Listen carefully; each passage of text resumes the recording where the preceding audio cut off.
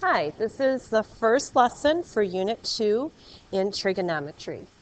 See in your notes that I've written to you, recall that the definitions of the 6 trigonometric functions for an angle of rotation theta, where xy is a distance, or excuse me, xy is a point on the terminal side of theta and r is the distance from the origin to that point, are given by these definitions. These should be your familiar definitions on your little card from class, your little slip of paper. The picture that goes with the above is a picture of a reference triangle. So you have some space where you can draw this in. You just can draw your axes. Here's the terminal side. Here's the point XY on the terminal side. You drop a perpendicular to the x-axis, and that's called a reference triangle.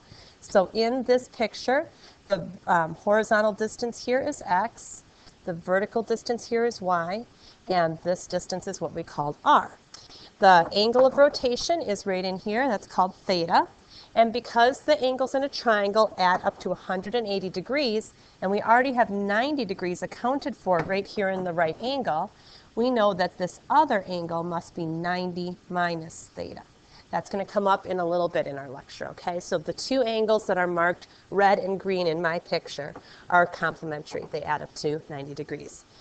What I wrote to you is that if we take this reference triangle out of the coordinate plane and just have it floating in space, we don't have x and y coordinates anymore because we're not in the coordinate plane. We can just label this triangle the way that you probably did in your geometry class, which is to say relative to this angle, this other side over here across from it is the opposite side.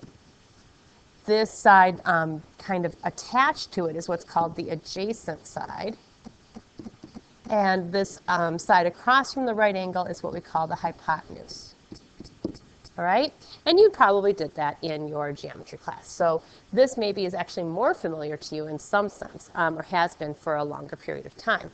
With these word labels, then we know that sine of angle theta would be opposite over adjacent, and cosine of angle theta would be, oh, excuse me, I just made a mistake. Oops. Sine would be opposite over hypotenuse. Heavens. Cosine would be adjacent over hypotenuse. And tangent would be opposite over adjacent. And you probably learned the memory device of TOA. Okay, SOH is just an alternate way of thinking of your x, y, and r definitions, okay? If we need the reciprocals, right, we've talked about in class the fact that the reciprocal of sine is cosecant. So cosecant is hypotenuse over opposite. The reciprocal of cosine is secant. So that's hypotenuse over adjacent. And the reciprocal of tangent is cotangent. So that's adjacent over opposite.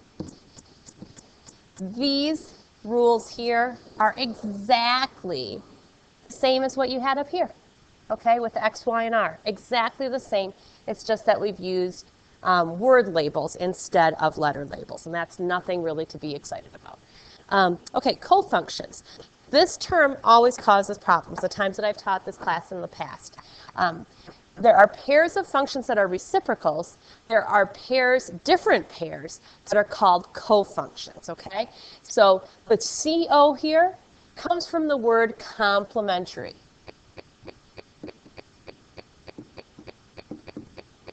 Okay, let's take an example of this triangle. I'm going to actually label it the old school way. So this is x, this is y, this is r, let's say, like something that would be in quadrant 1. And if I were looking at the sine of theta, for instance, okay, sine we know is opposite over hypotenuse, or we could also think of it as y over r. I told you a little while ago that we could label this angle 90 minus theta. Now let's think about if we were trying to find the cosine of that green angle 90 minus theta. So this is the angle that I'm thinking of. Now with our SOH-TOA definition, SOH, cosine is adjacent over hypotenuse, so that would be adjacent over hypotenuse. This side is adjacent to the green angle. This is the hypotenuse. So notice these match, okay? So in words, this says that the sine of an angle is equal to the cosine of its complement. I'm going to write down this statement: the sine of an angle is equal to the cosine of its complement. Notice that the words here are sine and cosine, okay? I just put a co in front of the sine. So this also would be true if I started with tangent. Tangent of theta would be the same as cotangent of 90 minus theta. And the secant of theta, what do you think that's equal to? Put a co in front. The cosecant of 90 minus theta. Okay? So these are the pairs that are called cofunctions. Sine and cosine are examples of cofunctions. Tangent and cotangent are examples of cofunctions. Secant and cosecant are examples of cofunctions. Cofunctions are equal when you have angles that are complementary. So for instance, let's look at this example. Okay? I know that this is a true statement because tangent and cotangent are cofunctions. And the thing that I can deduce here is if I have cofunctions that are equal, this angle and this angle have to be complementary. Okay? If I have, I'm going to write down what I just said. If I have cofunctions that are equal, the angles involved must be complementary.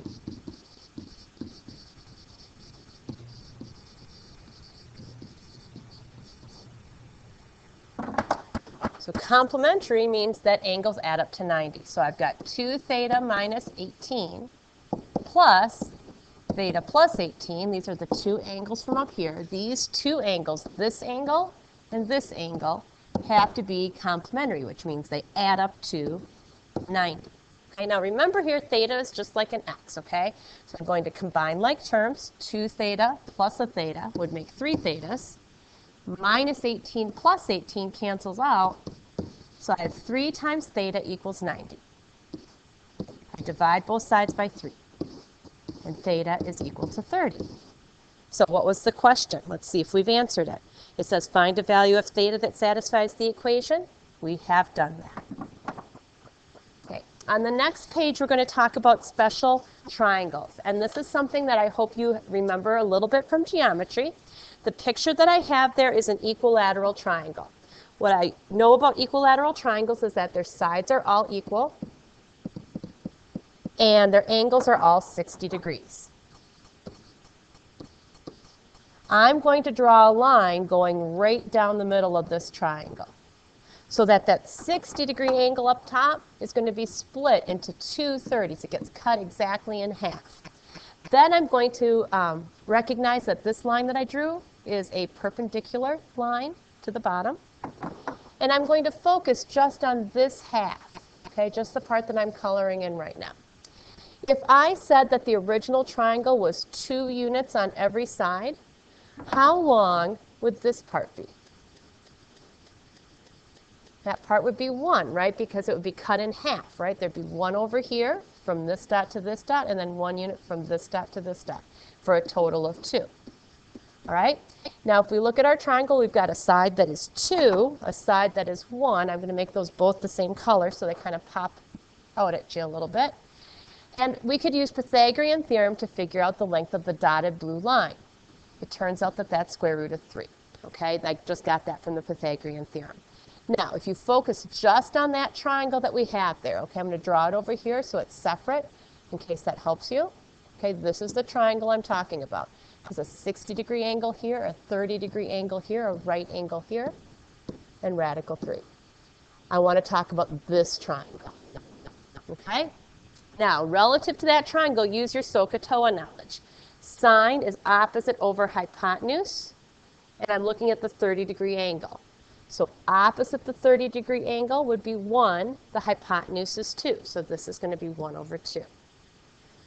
Cosine is adjacent over hypotenuse. Adjacent to the 30-degree angle is this root 3. The hypotenuse is still 2. Tangent is opposite over adjacent. Opposite, 1, adjacent, root 3. And if I rationalize that, I get root 3 over 3. Now, the rest of them should be really easy because they are reciprocal. So I'm going to flip the 1 over 2 right here, and I get 2 over 1. If I flip this one, I get 2 over radical 3. That's a little bit of a problem because we need to rationalize it. So I'm just going to write underneath it, because I don't have enough room, that that's going to turn out to be 2 root 3 over 3. And then for cotangent, I'm actually not going to look at this version. I'm going to look at the one before it, and I'm going to flip that. So then I don't have to deal with the square root that's in a weird place. Okay? So our values are given right here. I'm going to just tidy this up a little bit. Okay? So when we look back at it later, it's neat. Okay? Those are our values for 30 degrees. For 60 degrees, okay, we can choose to look at this a number of different ways. One way would be to remember that when angles are complementary, like 30 and 60 are complementary, if I look at co-functions like sine and cosine, I would have the same thing. So the cosine of 30 has to equal the sine of 60. I also could do that from looking back at the triangle. For sine and using 60, this angle that is, or the side that is opposite 60 is radical 3. And then the hypotenuse is 2. So I could do it with SOH as well. Using the cofunction idea, though, 60 and 30 are complementary. Cosine and sine are cofunctions. So this guy has to be 1/2. All right, I would like you to pause the recording and fill in the rest of the 60 degrees.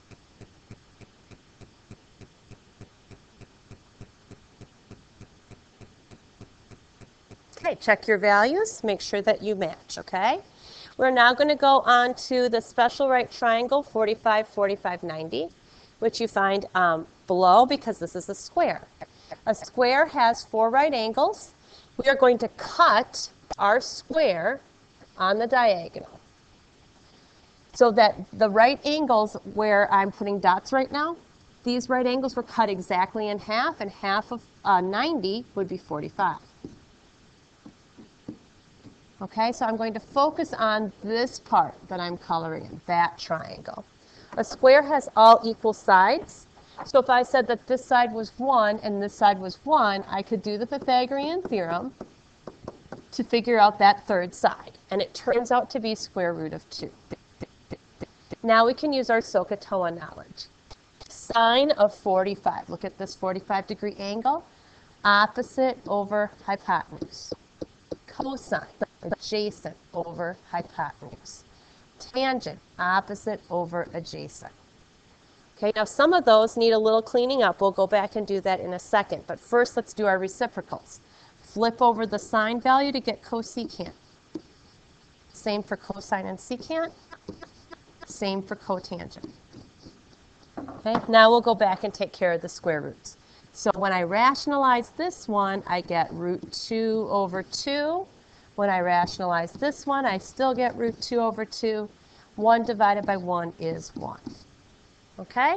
So those are our special values for the 45-degree angle. If we put these all in a chart, they might be easier for you to memorize, okay? So sine values, 0, you got 1/2. This is all in the notes, but I'm just putting it in one clear spot all together. And then this is a 1. And then on this side, it goes from 1 to root 3 over 2 to root 2 over 2 to 1/2 to 0, okay? This is just sine and cosine. It's not all the values. But notice it's very full of patterns, okay? This starts at 0 and goes to 1. This starts at 1 and goes to 0, or you could say goes backwards, okay? These two match, okay? So there's some patterns that you might be able to take advantage of. Another thing that would be good to know is that tangent can be found by taking the sine value and dividing by the cosine value. So if you do memorize this chart, you'll be able to figure out tangent from the two values that you're given, okay? The rest of the notes contain some problems for you to try that will be similar to what we'll do in class tomorrow. I'm going to pause my recording. I want you to do the same. Try the 4 problems and then check your answers, and then you're done. Okay, here are your answers. You can pause at each screen and double check.